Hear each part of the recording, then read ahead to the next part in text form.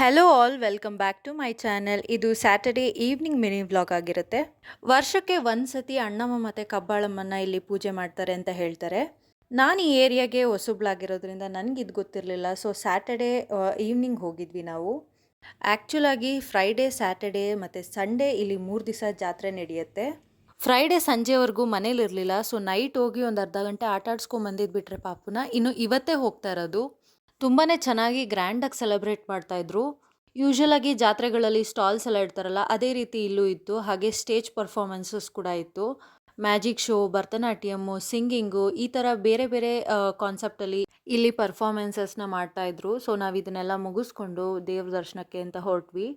ಅಲ್ಲಂತೂ ಸಖತ್ತಾಗಿ ಮಾಡಿದರು. ನನಗಂತೂ ತುಂಬಾ ಇಷ್ಟ ಆಯಿತು. ನೋಡಿ, 7 ಬಾಗಿಲು ಅಂದರೆ ತಿರುಪ್ತಿ ಕಾನ್ಸೆಪ್ಟನ್ನ ಇಲ್ಲಿ ಇಟ್ಕೊಂಡು ಮಂಟಪನ ರೆಡಿ ಮಾಡಿದ್ದಾರೆ. ಬೆಂಗಳೂರಲ್ಲಿ ಎಷ್ಟೇ ಗ್ರ್ಯಾಂಡಾಗಿ ಜಾತ್ರೆ ಮಾಡಿದ್ರು ನನಗೆ ಹಳ್ಳಿಯಲ್ಲಿ ಸಿಗುವಂಥ ವೈಬ್ಸ್ ಇಲ್ಲಿ ಸಿಕ್ಕಿಲ್ಲ ಅಂತ ನನಗನ್ನಿಸ್ತು. ಮತ್ತು ಈ ಮಂಟಪ ಜಾತ್ರೆ ಎಲ್ಲ ನೋಡ್ತಿದ್ರೆ ಯಾವ ಏರಿಯಾ ಅಂತ ನಿಮಗೆ ಗೊತ್ತಾಗುತ್ತೆ ಅನಿಸುತ್ತೆ. ಯಾರೆಲ್ಲ ಈ ಜಾತ್ರೆಗೆ ಬಂದಿದ್ರಿ ನನಗೆ ಕಮೆಂಟ್ ಸೆಕ್ಷನಲ್ಲಿ ಹೇಳಿ. ಈ ವಿಡಿಯೋ ಇಷ್ಟ ಆದರೆ ಸಬ್ಸ್ಕ್ರೈಬ್ ಮಾಡ್ಕೊಳೋದು ಮರಿಬೇಡಿ.